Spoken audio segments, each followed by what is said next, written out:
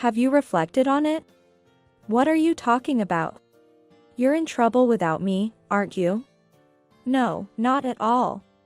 Without me, you're practically living a homeless life, aren't you? It must be hard living day by day, right? My name is Alice, I'm 34 years old. My husband, Mike, and I both work. I cannot have children, a fact I disclosed when he asked me out. Before we started dating, I was prepared for rejection upon revealing that I couldn't have children. But, we were both over 30, at an age where marriage is considered. It was something I had to disclose before potentially hurting him. Surprisingly, his response was gentle, saying, "Even if we can't have children, I'd be happy as long as Alice is with me." These warm words marked the beginning of our relationship. Throughout our dating period, he was always gentle and perfectly played the role of a companion on dates. I secretly hoped I could marry him. 2 years into our relationship, he proposed, and I was eager to say yes. But knew we had to discuss it once more before marrying. Thank you, I want to marry you too. But, still. The child thing? Yes.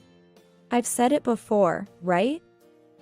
I'll be happy as long as Alice is by my side. I don't desire to have my own children, so don't worry. Let's grow old together.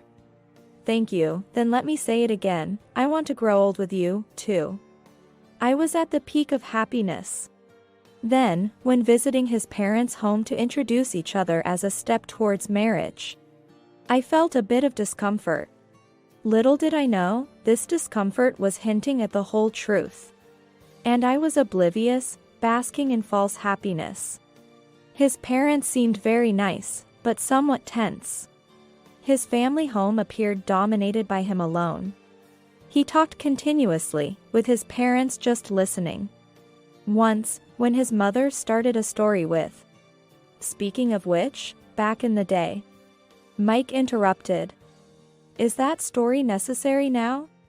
This made his mother go silent. Missing this crucial hint at the time, I overlooked these feelings of discomfort and hastily registered our marriage. And gradually, my husband's true nature began to emerge. My coworker had a baby. Oh? That's wonderful. The whole office is chipping in for a gift, but what do you think would be good? Maybe baby clothes? What about diapers or other consumables? That's a good idea too. Diaper cakes are popular, after all. It started with such trivial conversations. But then, every 2 weeks, then every month, the same conversation repeated. The topic always began with, "My coworker had a baby." If true, that would be genuinely joyful news. However, I wonder if it's common for so many babies to be born in the workplace in such quick succession. Honestly, I hardly understand it. Because I'm a freelancer working from home, I don't have colleagues nor bosses. 6 months into our marriage, the number of times he mentioned someone having a baby reached dozens. Eventually, I found it strange and asked him one day, "Hey, is there really a baby boom going on? Why? Do you remember how many times your coworkers had children in the past 6 months?" "No, I don't remember." "About 12 times. You bring it up every 2 weeks. Counting them, huh?" "How much?" "No, I wasn't counting. You just say the same thing every 2 weeks like it's a routine, so I remembered." Really? Hey, is there really a baby boom? Do you have 12 coworkers?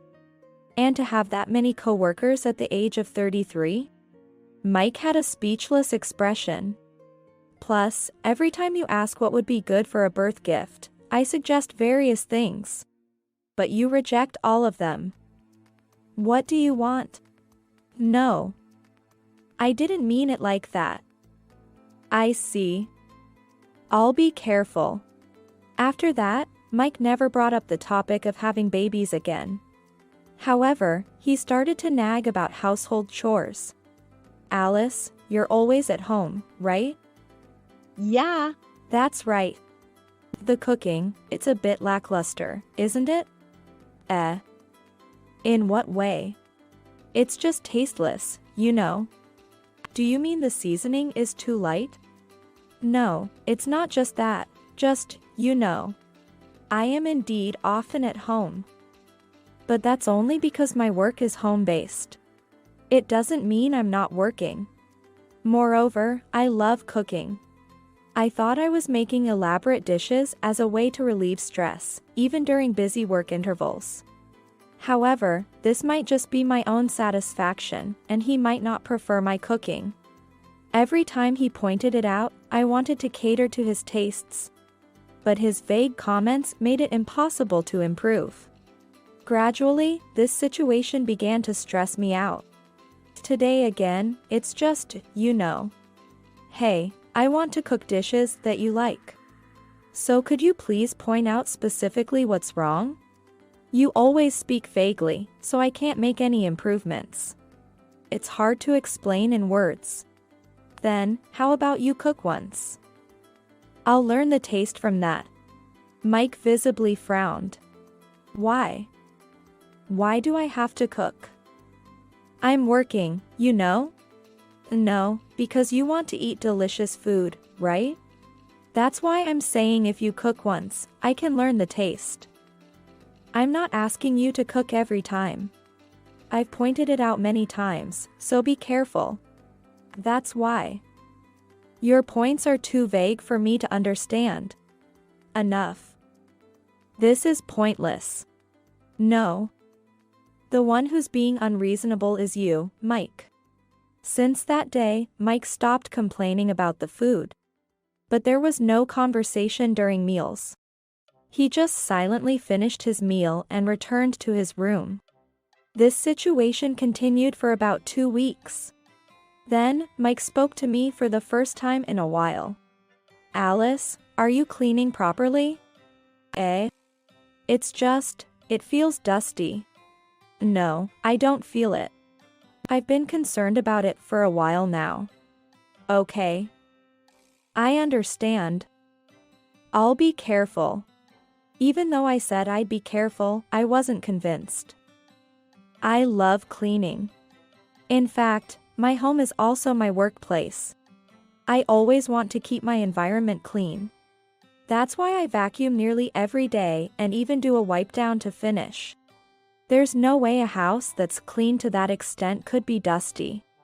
Unsure of what to do, I reached out to a friend I've been close with since college. I initiated a video call. Hello? Long time no see. It's been a while. Huh? You look tired? Do I? Yeah. You've got bags under your eyes. What's up? Busy with work? No, work is going well. Oh, it's about your husband? Yeah. I told my friend everything that had happened. Then, my friend gave me a straightforward answer. That sounds like moral harassment. You know, what's commonly called emotional abuse. Really? Yeah. That's the only explanation. The whole baby was born thing over 6 months? That's impossible to happen so frequently. Your husband's company is small, right? It's hard to believe he has that many co-workers. Insisting that many babies were born, knowing you can't have children, is just cruel. I think he's lying and just enjoying pushing you to the edge. I see. And the thing with the meals is classic. He can't give any proper feedback, right? Because your cooking is incredibly delicious. Seriously, it's like restaurant level. Complaining about that, he just wanted to trouble you and feel superior. Yeah. Now that he couldn't say anything when you directly confronted him, he's trying to find fault with the cleanliness of your home. But your place is super clean. Seriously, I need to take off my shoes when I visit your place, right? To say it's dusty is ridiculous. My friend's direct words reminded me of something. Now that you mention it. When I first met his parents during our marriage introduction, they seemed tense too. Ah. I thought so. Maybe he even goes as far as to be violent with his parents. It might be a good idea to take action sooner rather than later. Yeah. You're right. Talking to my friend made me feel as if all my questions had been answered. Ever since we got married, all I've felt from my husband's words and actions was discomfort. Today, as he returned home, he started by complaining, "It smells musty." Mike, do you know what moral harassment is? My husband reacted sensitively to this word. What? Are you saying I'm a moral harasser? He glared at me with a furious expression. That look on your face says you're aware of it. Then, my husband knocked all the food on the table to the floor. Don't mess with me. Giving you a little kindness and you take advantage of it. I don't remember ever being treated kindly since we got married. Huh? What do you mean by that? Exactly what I said. Since we got married, you've just been looking down on me. Satisfying your own sense of superiority. His eyes were bloodshot. So, dropping all the dishes on the table is your way of threatening? I won't submit. Then, my husband revealed his true nature. Ah. Whatever. I thought you could keep up with me, but guess not. Huh? My husband is casually waving a divorce paper in front of me. You know, if I divorce you, you'd be in trouble. You're practically unemployed with only your piecework jobs. Piecework, well, he's not wrong. You should reflect a little. I'll file this, so sign it. If you properly reflect, I'll consider remarrying you. It seems I won't be hit, at least. As instructed, I completed the divorce form. Even the signatures of his parents were already there. Now, get out of this house. It's in my name, after all. Mike was condescending throughout, but I quietly complied, taking only my computer, which I need for work, and a few personal belongings in a traveling bag, and left the house. Later, I was able to obtain the divorce certificate. I didn't feel much, but legally, I was free. I never fully understood what he wanted from me until the end. My ex-husband, who had brandished the term moral harassment. Simply put, he was a very unpleasant man. How he could nag every day. Anyway, I was free from that person. It's time to enjoy my own life.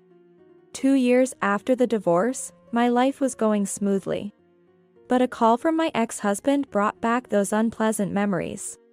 What does he want now? Have you reflected? What are you talking about? You're in trouble without me, aren't you? No, not at all. Without me, you're practically living a homeless life, aren't you? That day-to-day living must be tough, right? No, it's comfortable. Because the moral harassment guy disappeared from in front of my eyes. Quit the bravado.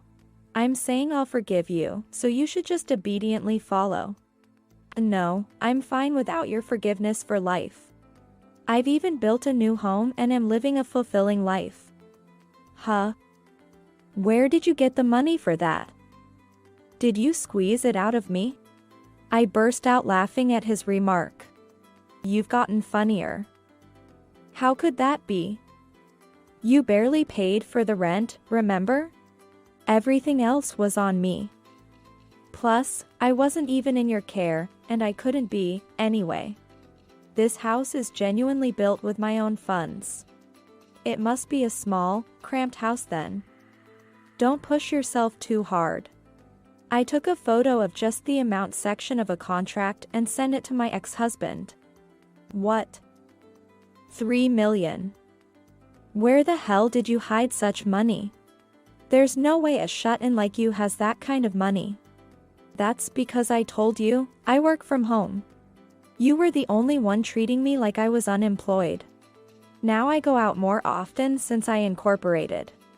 Business is busy, but thanks to that, our annual revenue has reached $1 million. My ex was silent for a while, but then said something unbelievable. I see, so I should be thanked, huh? The reason you climbed so high is because I kicked you out and gave you a kick in the butt. Yeah. This is getting annoying. Do you know why I haven't hung up this call? I know. It's because it's been 2 years, 1 month, and 4 days since I last contacted you. Wow. Counting exactly, that's unbelievable. No, the reason I haven't hung up on your call is that I have something I want to say. My ex sounded extremely excited over the phone. Well, I know, but I'll listen. He definitely doesn't know. Stop doing things that borderline on stalking. Huh? You know, you've been obsessively looking for me these past 2 years. And you've been telling people to get me to contact you? What are you talking about? You've been calling all my friends, haven't you? It's creepy. I don't think of you at all. I would never want to get back together. Absolutely not. I know about you. You got fired from your job recently. Who told you that? I heard it from the junior you harassed and sent to the hospital with your moral harassment. That person was talented, your company lost someone valuable. They're working for me now.